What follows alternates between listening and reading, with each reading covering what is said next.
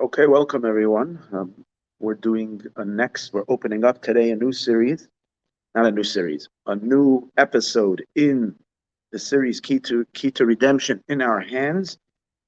When we are going to learn episode number on the Parsha, which means it would be that this week's Parsha would be Parshas Korach. This week one is not Parshas Korach, but it is a talk that is associated with the 28th day of Sivan, which was yesterday. A very, very auspicious day, a powerful day that the Rebbe addressed, and he gave an incredible talk. It's one of my favorite talks in the entire Dvar Malchus, which we are studying, which is probably going to have about 40 episodes. And this one is just mind-blowing. And really, really excited about it. It puts us in a little bit of a crunch because we have 2 episodes to cover just in this week. Because the one after this, which is on Parshas Korach, is addressing Gimel Tammuz, which is again a very auspicious day coming up on Thursday. And I want to teach both of them, but they're both very fundamental talks, and they're both going to require at least 4 classes. So it's Sunday morning over here, and we're going to get started with the first one. If you put the 2 together, it's just absolutely essential for the entire world to know this. This is wild. This is amazing stuff. And this gives us such an amazing understanding of redemption, Mashiach, how we all are part of it, what our roles are. It's just incredible. So let's begin with the idea that the 28th of Sivan, why did the Rebbe give a talk on the 28th of Sivan? Because this is the day that 82 years ago, the Rebbe arrived, and him and his wife, from the fires of Europe at the beginning of World War II. The Rebbe was in Paris. Then he had to, when the Germans invaded into France, the Rebbe escaped further into France to different towns outside of the Nazi occupation. Eventually, his father-in-law, who had managed with pure to get out of Poland, where he was at that time, in Warsaw, and come to the shores of the United States and establish Chabad Hasidism over here, and make the Chabad headquarters from here. The Rebbe, previous Chabad Rebbe, Rabbi Yosef Yitzchak, toiled with so much effort to do whatever he can to make sure that his son-in-law and his daughter get out of there. Sadly, one of the Rebbe's son-in-laws and daughters, the youngest daughter and her husband, did not get out, and they were murdered by the Nazis. Yamach Shemam, their names be blotted out. The Rebbe, however, managed to bring his son-in-law, which is our Rebbe, out. What happened was they managed to get them to Lisbon. They got a ship that took them out from France. I think they might have even been in Italy for a little while, and somehow managed from there to go to Portugal, to Lisbon. From there, they boarded a ship. Many miracles happened, and they arrived in New York Harbor, and that was on the 28th day of Sivan. So on that day, which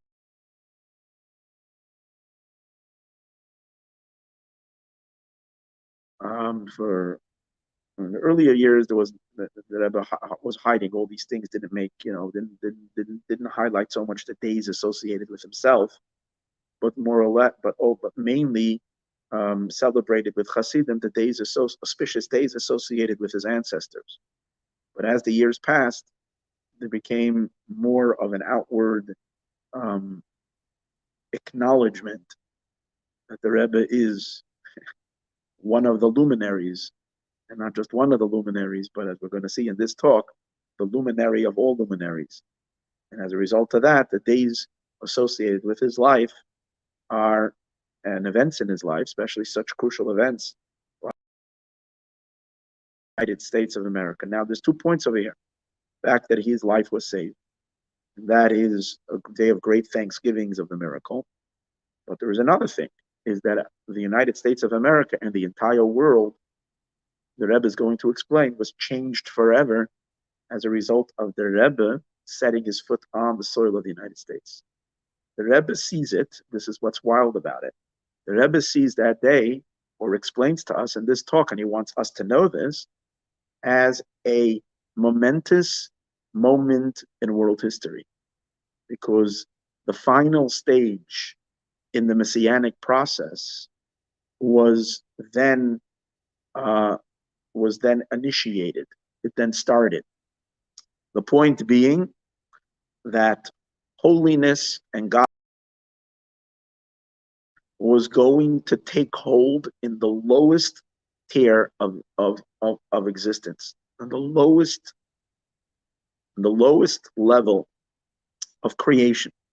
In general, we know that God, as we learned so many times in the earlier talks, Hashem wants to have a home in the low. But the low itself has many levels called low. And Mashiach is associated when we reach the lowest of the low. And the point that the Rebbe is going to make in the talk is that when we finally draw down godliness to the lowest point of existence, magic happens. Not only do we manage to bring the holy and the godly to a very, very, very ungodly place, but more than that, we trigger something in the low. And what happens is what is higher and beyond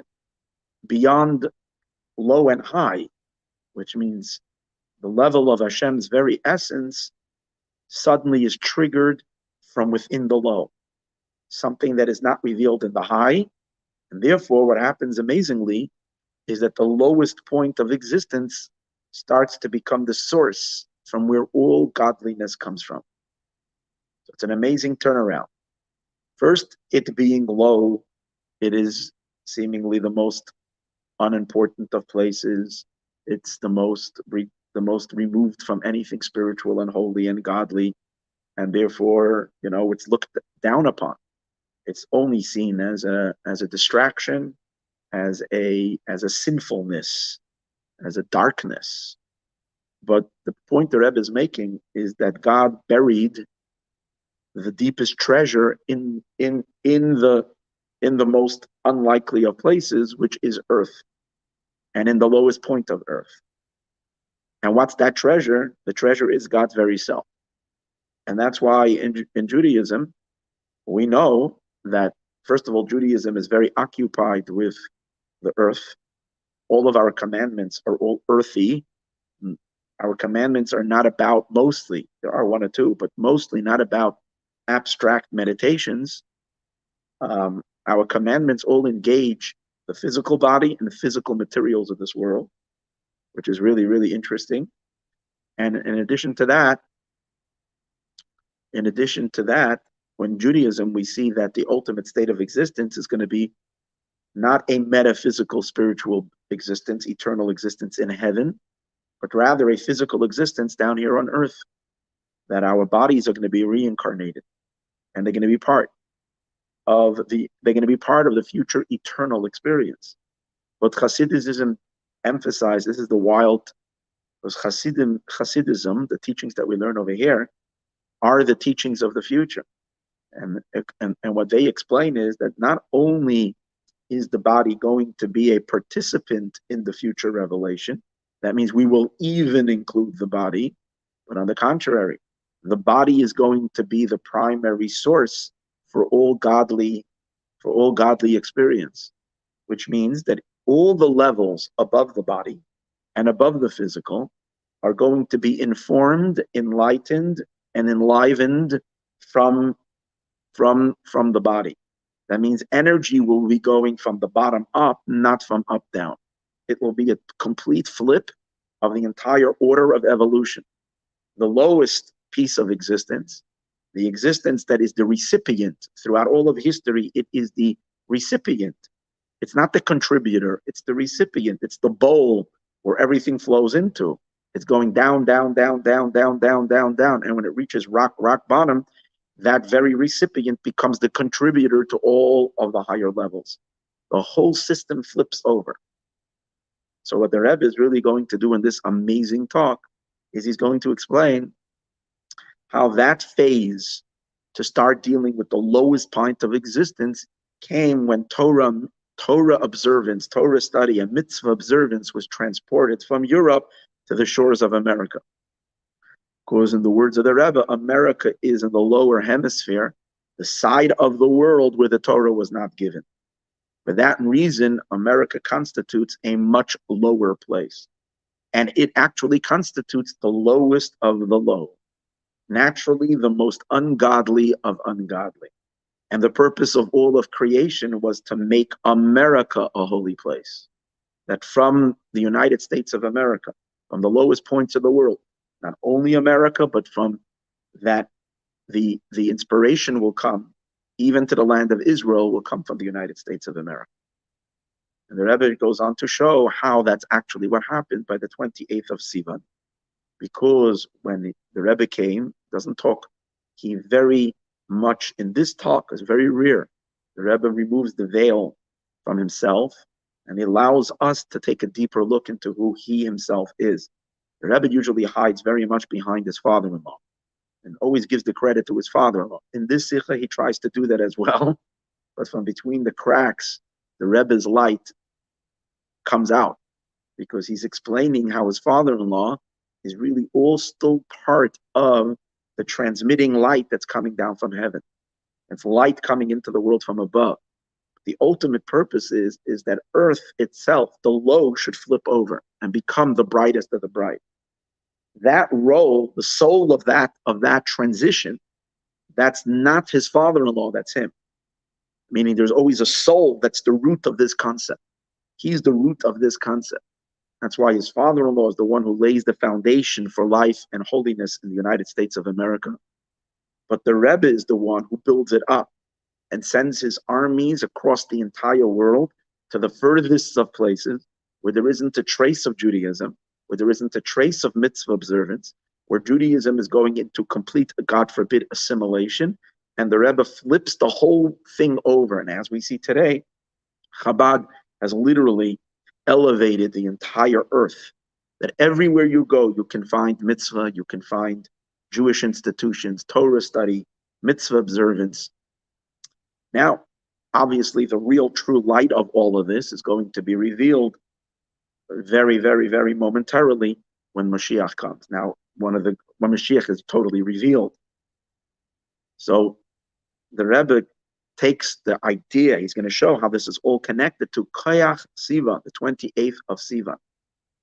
Because the day that it happened, because he's going to connect it to 28 being the numeric value of the word strength, Koach, the strength of the month of Sivan, meaning the strength of the Torah. The strength of the Torah is that the Torah prevails over a dark world. That's the Torah's strength.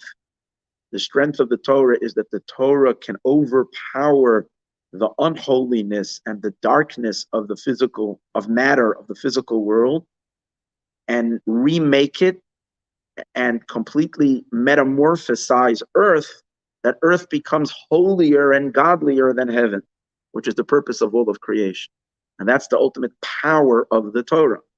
So the Rebbe says it took 3,000 years from when the Torah was given to the Torah to actually reveal its ultimate power, that it can conquer even America, and not only conquer America, it can turn America to become the source of inspiration. Like we know that thousands of young men and women across the entire world that are causing an amazing renaissance of Judaism across the entire world, and a higher consciousness of God, and teachings that are being spread across the entire world. Where are those teachings coming from? And where are they plugging into? They're plugging into a headquarters that's in Brooklyn, New York, not in Jerusalem, or not even in the major Jewish communities that have been there for hundreds and hundreds, the European communities, which have established holy centers of study for thousands, for hundreds and hundreds of years. It's not coming from there. It's coming from the New World, and the world that anybody that knows a little bit of history knows that Judaism survived all its hurdles, all its obstacles.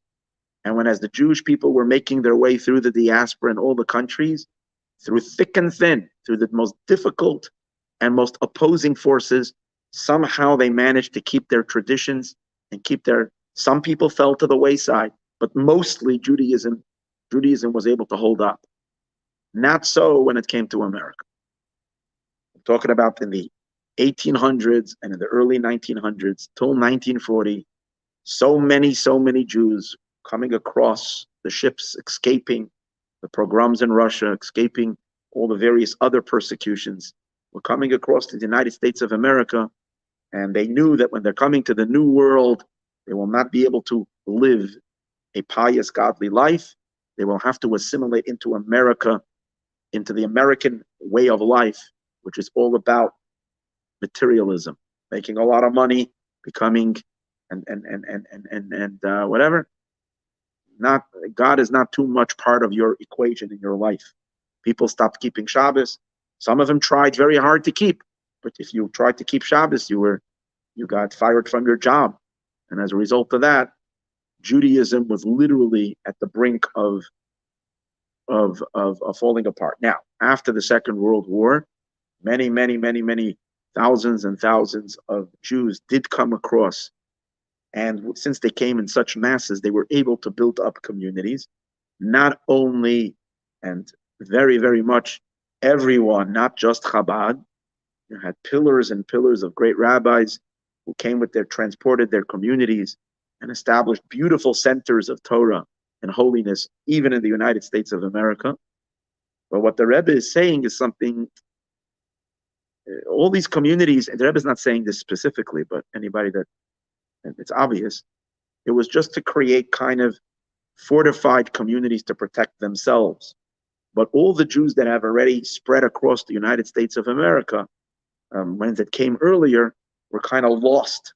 They did not have a lifeline. And a generation or two, there would not have been even a tiny little bit of a trace of Judaism across the United States of America, unless those places that managed to get a huge influx with a lot of people at one time, they were able to kind of establish themselves strongly. Now, of course, there are exceptions, and I'm not going to the exceptions, but we all know that the Rebbe is the one that sent out his couples to every city across the United States, all major cities, every state, and it's just growing and growing and growing.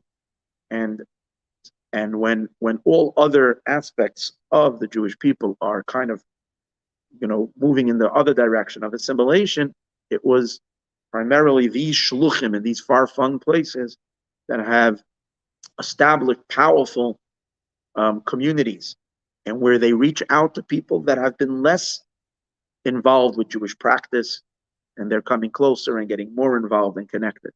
So this is this transformation. And this is so much so that from America came the shluchim even to the far-flung places in the upper hemisphere, and inspiring Judaism across the entire world and mitzvah observance everywhere. So the Rebbe is saying that, take a look at an amazing thing. From the lowest is coming the light across the globe. You were to show the Chabad migration across the world, you would see arrows to every city, to cross the entire globe. And Judaism was never had a network in all of history, never had a network which covered the entire globe. Today, if you go somewhere, whether it's Africa, Asia, wherever it is across the entire world, and you need help with something Jewish, whether it's kosher food, whether it's a mikveh, whether it's a pair of tefillin, whether it's a shul to pray, whether it's a place to be on Shabbos, whether it's a Torah scroll that you need a mezuzah, whatever it is that is needed, it's more or less a local call. And if it's not a local call yet today, and 10 years from now, 5 years from now, it will definitely be a local call. The local call is You Google Chabad, you find that couple that is in this most far-flung corner of the world, and over there, they're with welcome hands, ready and excited to help with whatever anybody needs in Judaism. And not only that, they're going into the local communities where Jews have been already completely assimilated, where so many times, sometimes generations, and they're finding and discovering those Jews that have been dormantly Jewish, and they're kindling the flames of these people, getting them involved in mitzvah observance, getting their children into Jewish schools, and creating this unbelievable renaissance in Judaism across the entire world. Now, even though it still might be small, because it's small in the sense that, okay, so what does that mean? Did it change the entire world? It changes the consciousness of the 8 billion people on the planet, that they all will be filled with godly consciousness momentarily as soon as all these wires are connected to each other. In other words, we're still busy doing the wiring.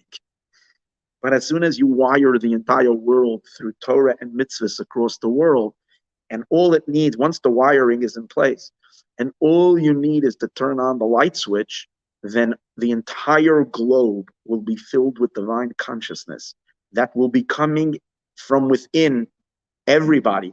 And the physical itself will make us aware of its divine source. This will happen. But who's providing the wiring for this magnificent thing? This is what the Rebbe is talking about. From the lowest point, everything. And the Rebbe goes, I'm just giving you a little bit of overview of the talk. The Rebbe goes so far in this talk as such a revolutionary statement. He says that based on all of this, we need to understand that the Mashiach and the revelation of Mashiach is not going to be in the land of Israel. It's not going to be on the highest points in the holiest of places. Mashiach and the revelation of Mashiach is going to come from the lowest point.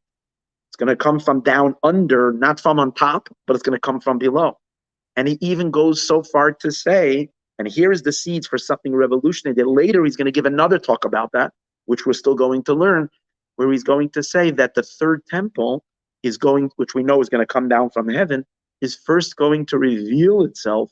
Ground zero for the third temple is not going to be on the mount, on the Temple Mount in Jerusalem, where people are expecting to see it come down from heaven.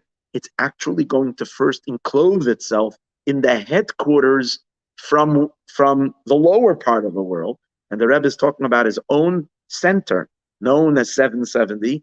And in this talk, again, this sounds like radical things. I wouldn't be saying this if this would not be the words the Rebbe is saying. He's saying, he goes into a whole long discussion how the address of the building where he set up his headquarters and the number of that building, which everybody refers to it as 770 Eastern Parkway, he says that's the ground zero from where all messianic light will come to the world, including the third temple. And from there it will be uprooted and go to Jerusalem, which is wild statements. But the Rebbe is saying, this sounds radical if you don't appreciate the entire essence of what redemption is. Redemption is not salvation coming from above.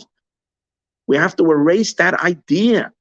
It's not like the world is going down the tubes, the world is going down the train, and the world gets uglier and darker and more corrupted and more evil, and so on and so forth. And then at the very last moment, before the world falls into the complete unrepairable abyss, there is some savior that comes from above and he rescues humanity. That is not a Jewish idea. The problem is many Jews think that way. And when I say many Jews, I mean many very knowledgeable Jews. And not only, and knowledgeable Jews means people who study Torah and people that learn a lot of Torah and people that are great scholars. But in the subject of Mashiach, they're absolutely ignorant because they haven't studied the esoteric element of the Torah. And even if they could be even Kabbalists, they did study the esoteric, but they did not introduce the Hasidic depth of Torah, which is the essence of Torah, which reveals to us that the essence of all light is buried in the darkness. That the world, that Mashiach is not going to be a foreign power conquering the world. Mashiach is the uncovering of the godliness that's hidden in the darkness. It's hidden in the concealment. It's hidden in what is the most ungodly. Our job is to poke the lowest points where there is the most klipa, which means the most, call it satanic forces, demonic forces. Poke the darkest elements and an explosion of godly light will come forth. And that's the messianic revelation. And the crazy thing is, that's why we understand why the world will never, ever, ever plunge back into darkness. Never. Because if redemption is dependent on an external power redeeming the world, which means hypothetically that there is still a possibility that darkness itself, what is evil and what is dark, might gain strength one day. Let's say we banish it from the earth. We destroy it, right? We exterminate it. Okay, but what happens if there's one cell of darkness left over? And then it, like a bit of an infection. It's like a cancer that got obliterated through radiation. But if there's still one possible damaged cell in the body that can reproduce it, then what happens? God forbid there can be a relapse, which we see so many times. But if the healing of the cancer will not be through an external force radiating light to it till it destroys it, but rather by opening it up and discovering its, I don't know how it would be in cancer, but discovering its true nature of what it really is, and that it too is nothing other than the deepest health and the deep, I don't know, again, in cancer, I wouldn't understand. I'm not a doctor and I don't even know how this would be possible, but the line of thinking you get, since the rectification of the world and the liberation of mankind and the redemption of the world, the enlightenment of the world is going to come from the darkness itself, from what is, it's almost like evil itself will be transformed. And if that's going to happen, then it inherently has changed. Then it can never, ever, ever fall into darkness ever again. It's like we learned this concept in 2 weeks ago in the episode number 7, when we discussed the idea that the lamp has to go up on itself. Initially, it receives light from above, but then it has to take on its own. This is the idea that the Rebbe is developing over here. Thousands of years, we are employing the forces of spirituality to infuse godliness from above into the world. We are taking the material aspects of this, in Judaism, we've been taking the material aspects of this world and driving spiritual infusion into them. But that's only, and that we have to do for a very long time. That's downloading. And during that whole period of time, spirit has to dominate over matter. The soul has to dominate over the body. And many times the soul has to crush the body. The soul has to take the body and really overpower it. And that's why there was, in the earlier generations, people used to fast and they would break their bodies and they would take all kinds of mortifications, because the body being a resistant, being a source of evil inclination and a source of darkness. So you have to really break it. And however, this is only, it's only like plowing a field. Ultimately, when you plow a field, like you use the powers of the human, you use the powers of the animal to subdue the earth, because the earth is not good for anything. What's the earth? The earth is not good for anything. It's a clump of earth. What is it? So you take a plow, and you take a ox, and you have a person leading the plow. So the human powers and the animal powers are overpowering and breaking and crushing the thickness and the density of the earth. But that's only phase one. What's the ultimate objective? That the earth, once it is crushed, once it is subdued, once it has been already softened, then the earth will now produce what only earth can do. A human being cannot produce wheat. I mean, it can be part of the process, but we can't grow wheat. We don't have that power. An animal can't produce wheat. But for whatever reason, soil, which is the lowest inanimate, the least spiritual, there is spirit in human. There is spirit in animal. There's no spirit in earth. It's dead earth. Or let's say it's the least spiritual of all. You don't see any movement. You see no spiritual life in it. And yet it's earth that can produce endlessly from nothing to something. Seeds, because the seeds don't even, it has like a godly power. The earth has God's power. It's crazy. Why? Because when you put seeds in, what happens to the seeds? The seeds rot and decay. So it's as if the earth is producing ex nihilo from nothing. It's producing. That's a divine power, much higher than the person. But earth can't do that until you plow at it. The earth first has to submit itself to the higher forces of life. And once we're finished with that, then the earth becomes the supplier of food for the person and for the animal that was first dominating over it. In the end, the earth dominates over the person because it feeds the person who brought out its strength. So the Rebbe is kind of explaining the thousands of years we're plowing and plowing and plowing, and we're planting seeds. The seeds that we're planting are the mitzvah seeds. But eventually what's going to happen has elements within the physical have. They will unleash their ultimate light, their ultimate power, and their ultimate godly, I don't want to say even godliness, because it's God himself who manifests in the earth and in the physical in general. And that is revealed. And that's redemption. And now, based on that, we can understand, it makes perfectly sense, that the future, therefore, lies not in the highest place in the world, but in the lowest place in the world. So even though God chose Jerusalem as his internal place, and the temple will be in Jerusalem, but its first place where it will reveal itself, the Rebbe says, is from the very point from where we took hold of the lowest elements of the world and uncovered the power that there is in material and in the physical world. This is the revolution of this talk. Okay, so now based on this, when we have this is kind of the introduction to it. Now I'll take you through the actual talk as the Rebbe said it. Okay, he said this is a special day. He was speaking about the 28th day of Sivan. In our calendar this year, this occurred yesterday on Shabbos, the 28th day of Sivan. He says, usually, so if there is a special day, the content of that special day is hinted to in the name and in the number of that day. It means the 28th has a certain name. First of all, it's a number, it's the 28th. But when you take in Hebrew, the numbers are also attached to letters. So when you take the letters of that number, sometimes it spells a word. Not always. Sometimes it spells a word. In the 28th, it actually spells a word. What's the word? The word is koach. Koach means might and power. So it's the 28th day of Sivan, so we have to now analyze number 28.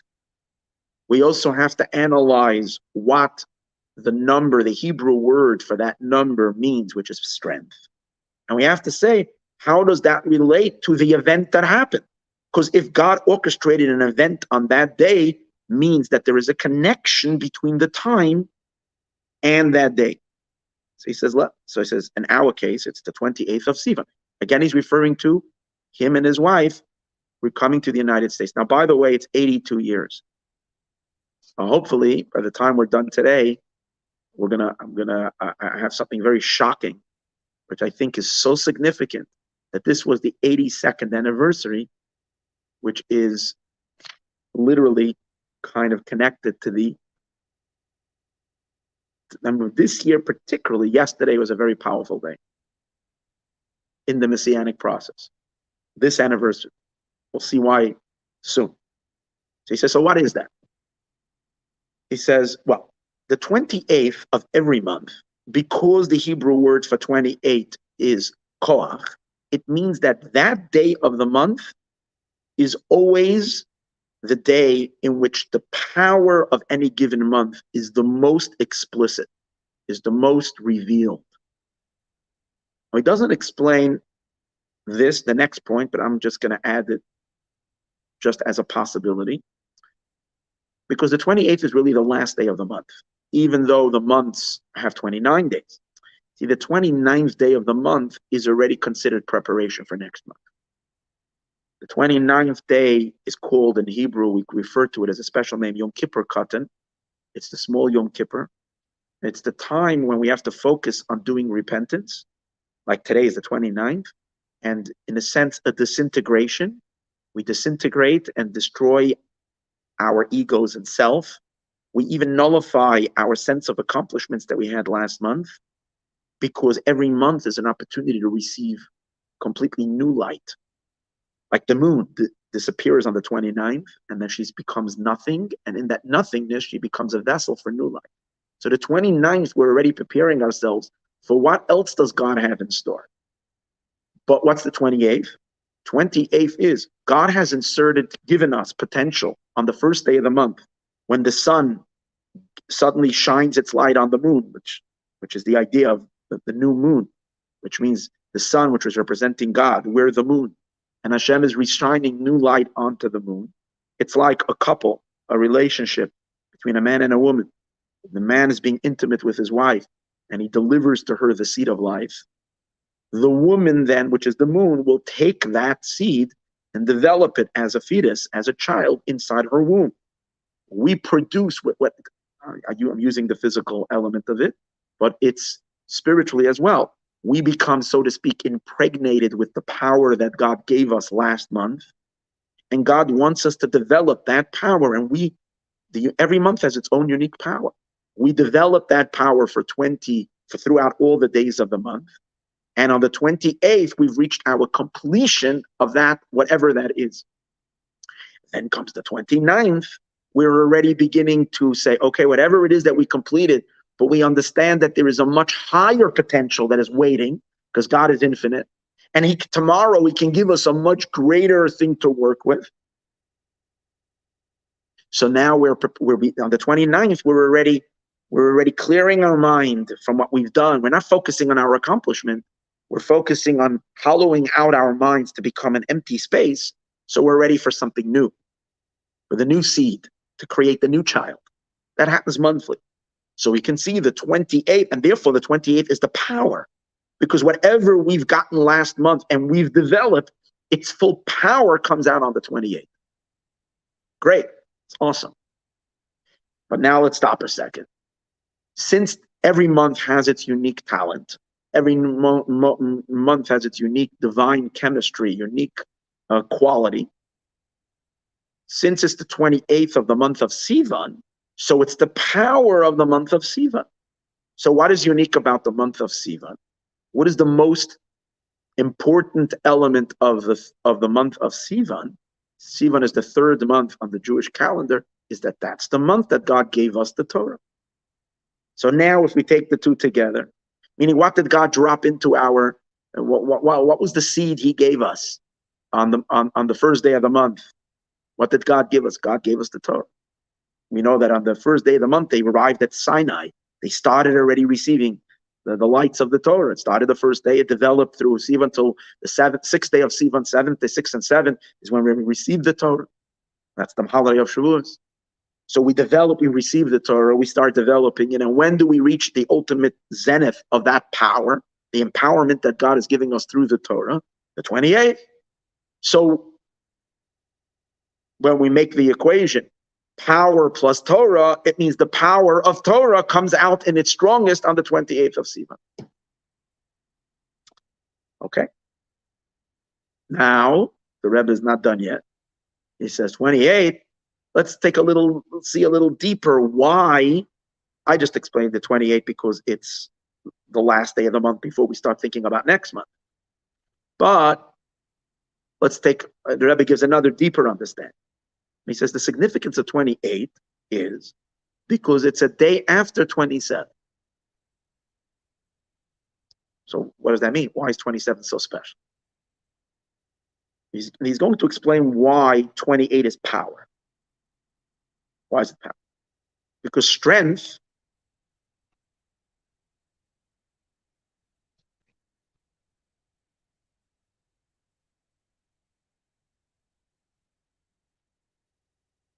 It's because strength is always connected to the number 3. 3 is strong. Where do we find that 3 is strong? Halachically. When something, halachically, again, from a Torah perspective, and that means that that's the truth, because Torah is the truth. When you have a phenomenon that repeats itself 3 times, then that is considered established. If you see someone having a certain behavior, once you can say it's a fluke. Twice you can also say it's a fluke. Once someone repeats something 3 times, you can accept that this is the way the person is. And for good or for bad, if you want to deal with this individual, you can accept that this is who they are. 3 times creates a pattern. An animal, in the laws of halacha, the Torah treats differently when a person has generally a domestic animal, but this domestic animal misbehaves and hurts another animal. It gores, it does something. So the first 2 times we give leniency because the owner didn't have to watch it too well. He didn't have to expect this animal to act in such it's considered an abnormal behavior. But once it did it 3 times, it's considered this is the normal behavior for this animal. Therefore, you got to up the guard. And if you didn't, you're liable to a greater degree. That's the things. And it applies to many different aspects of halacha. 3 times is considered chazaka, strong. There's also a verse. It's a verse in Keheles, whatever they call it. I don't know how to pronounce. It's one Keheles in English. So in Keheles it says, "V'hachut hamishulish loy b'mehera yanotik." A string, a rope that has 3 strands is not easy to tear.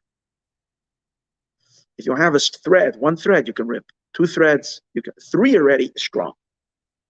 That's one of the reasons why the Jewish people are founded on 3 fathers, Abraham, Isaac, and Jacob, our 3 patriarchs, because once it's 3 generations of powerful righteousness and commitment to God, it's going to last forever. It's been established, it's going to last forever. So 3 is in that sense, 3 is an important number. Now, since 3 is strong, if you want to get to the ultimate strength, you do 3 times 3 times 3. And then you have 3 to the power of 3. And that's 27. Because 3 times 3 is 9. 9 times 3 is 27. Therefore, the Rebbe says, let's take it. The month of Sivan, we get the Torah. The moment we've been learning Torah, downloading Torah for 3 days, it's pretty solid. But when we did the 3 times 3, and then 3 times that is solid of solid. That's the reason why he says the 20. Now, you'll say, so then the 27th should be the strong day. 27th is the ultimate power of 3 times 3 times 3. But he says, no, because in 27, any moment in the day, you didn't yet finish. You haven't yet, if let's say you need a workout for 27 days to be considered strong, and the workout has to be all day, for example, so the fact, till you didn't finish, you didn't complete that marathon to reach the end of the day, and you haven't yet established that strength. It's when the 27th is over, so now the strength has been established. When does it reveal itself as a strong and mighty, powerful entity? On the 28th. That's why the 28th is the power. Now, if we're going to be using the idea that 28, which is power, is built on a system of 3 times 3 times 3, the Rebbe says that's going to be true about any month. The 28th is the strong. But in Sivan, it's even more. Because the uniqueness of Sivan is that it's the 3rd month. It's the month of power. 3 is power. It's the 3rd in the Hebrew months, which means in the progression of Judaism, it's the 3rd month, which means it's the month of power. Because it's number 3. And that's the reason why Torah was given on this month, because Torah is called power. Hashem owes, the Rebbe doesn't say this explicitly, but I'm adding that one pasuk over here. But the Rebbe does talk about Torah being the strength. Torah is called strength, as it says, Hashem oiz le'amo yitain, God gives strength to his people. Sages explain that strength is to mean the Torah. Torah is called strength. That's the reason it's given on the 3rd month. We don't have 27 months. We do have, because only 12 months in the year. So it's the power of number 3. Now the sages actually connect the Torah to number 3. Because the sages say, we have to thank God. It's a tractate Masechta Shabbos. It says over there that we have to thank God. One of the sages said, we have to thank God that gave us a triple Torah. The Torah is made up of Torah, the 5 books, the prophets, and the writings, Torah, Nevi'im, Ksuvim. And he gave it to us through the 3rd person, which is Moshe. He's the 3rd one in the family. Miriam is the oldest, Aaron is the 2nd, Moshe is number 3. He gave it when? On the 3rd month. And he gave it to us on the 3rd day, because God, the main preparation for the giving of the Torah, which number does God emphasize? He says, be prepared for the 3rd day. And he gave it to a people that are made up of 3 compartments. There are Kohanes, the priests, the Levites, and the Israelites, and the Israelim. Chayin, Levi, Israel.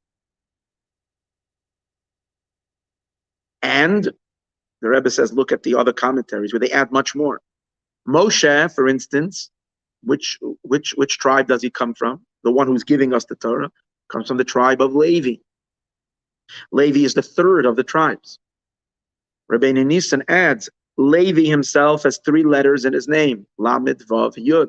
Moshe, who's bringing us the Torah, has 3 letters of his name, Mem, Shin, Aleph.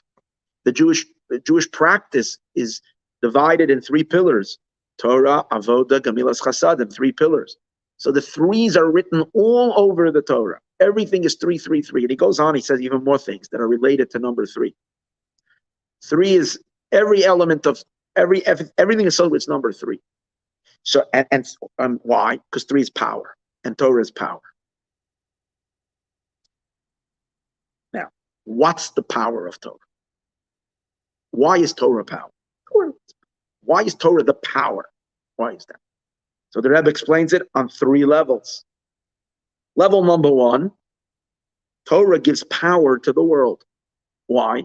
Creation on its own is weak. Why is it weak? Even though God creates it. Because God created something finite. And anything that's finite should naturally wear and tear, has an expiration date. Everything that's finite, everything that has a beginning has an end. And for that reason, creation on its own should fall apart. What fortifies the creation and makes the creation permanent and lasting and ever and non-ending? That's when the creation gets connected to God. When we bond the creation to the Creator is eternal, all powerful. When the creation and the Creator merge together, the creation becomes strong. So when we apply the Torah to the world, we make the world solid and permanent. So the world gets strength. That's one level of strength. The Jewish people get strength through the Torah. God wanted the Jewish people to dominate the world.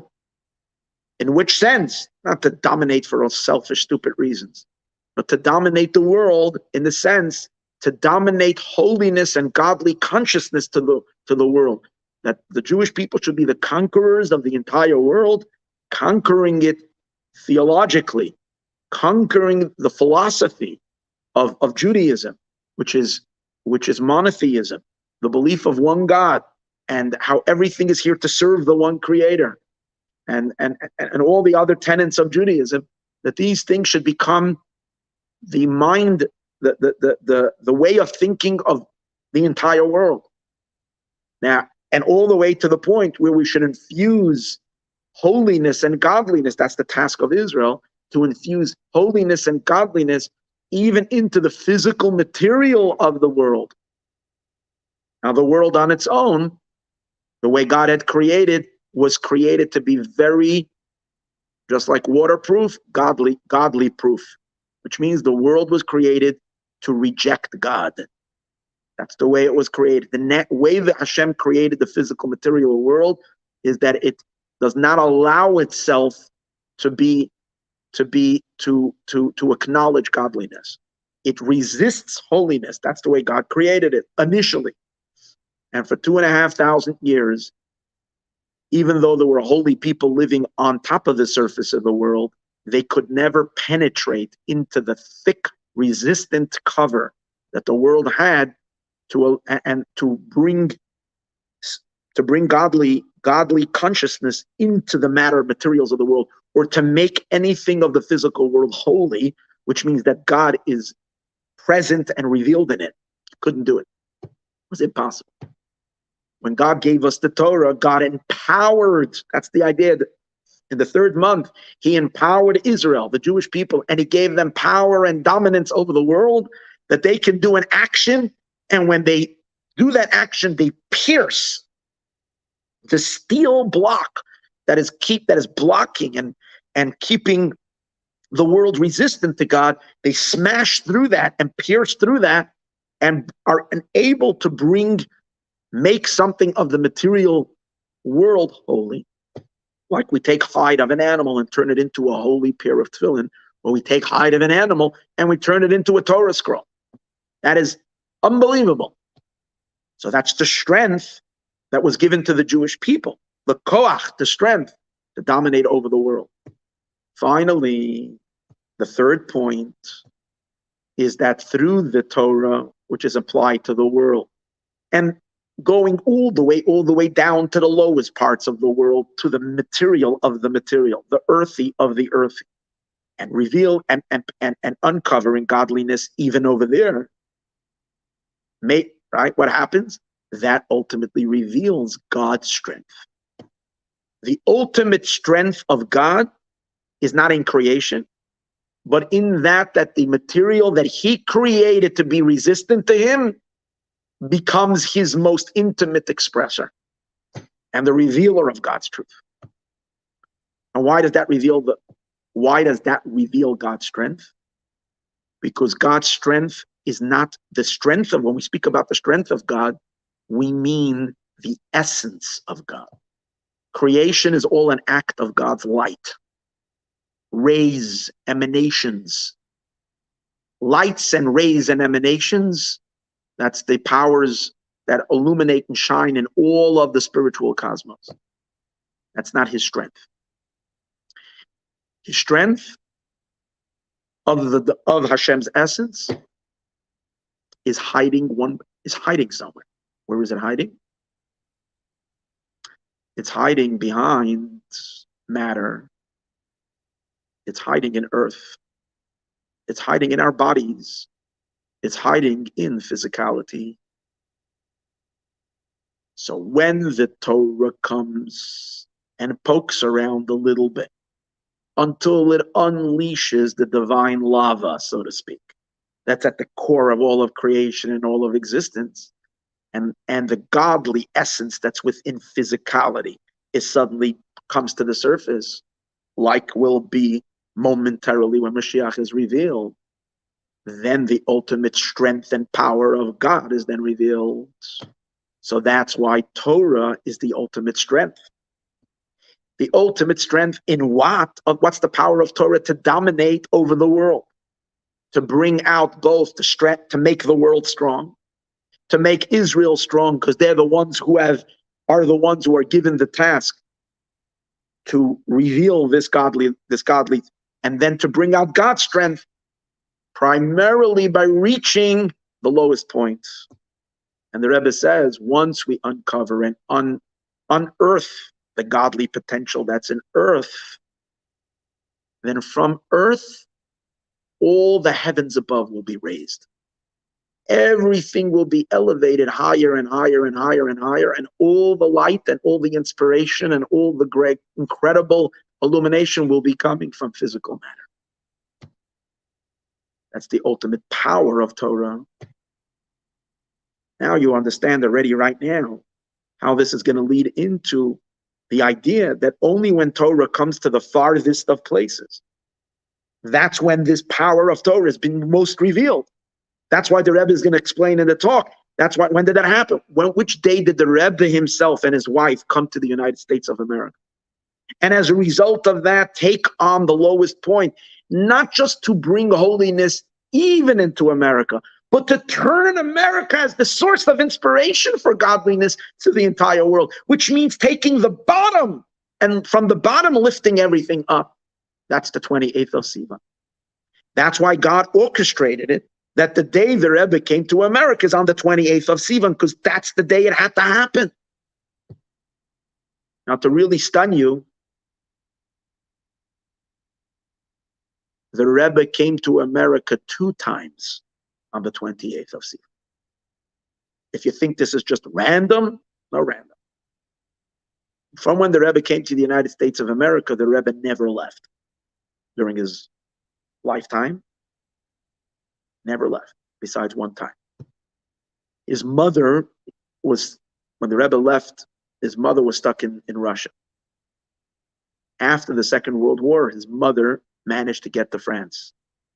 The Rebbe went, I think in 1946, I think, 47, or exactly, I'm not sure what the year.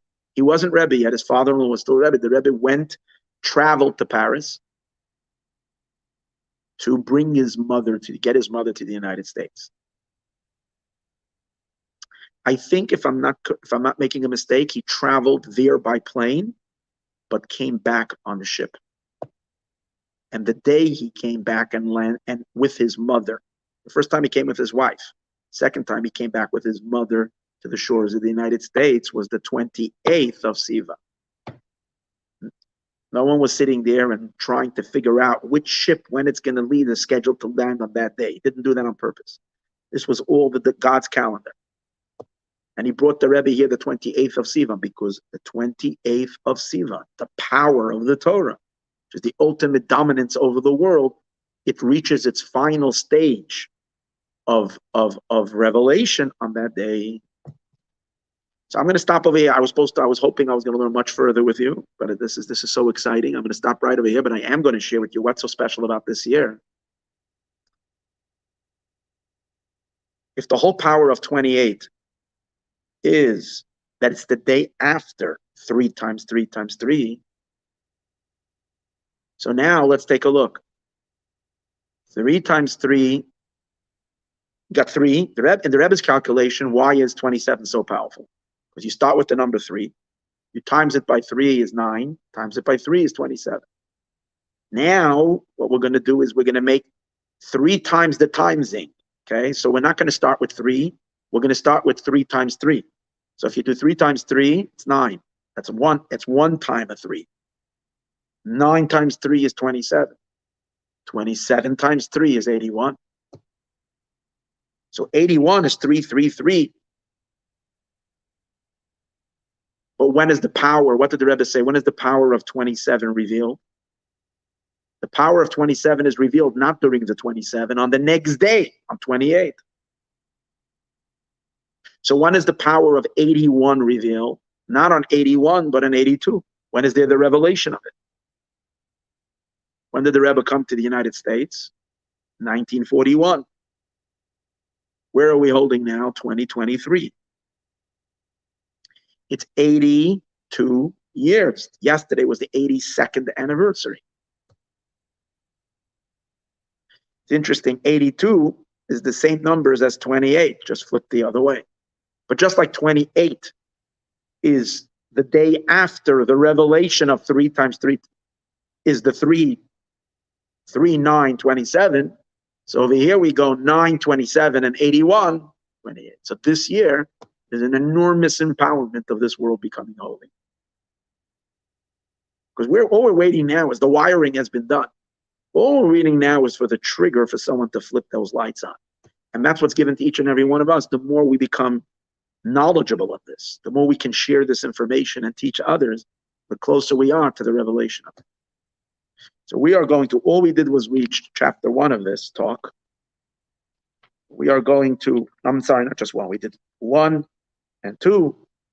We're going to, Be'ezrat Hashem, continue. I want to give another class on this later today, so stay tuned, so that we can really get into this mind-blowing information. Okay.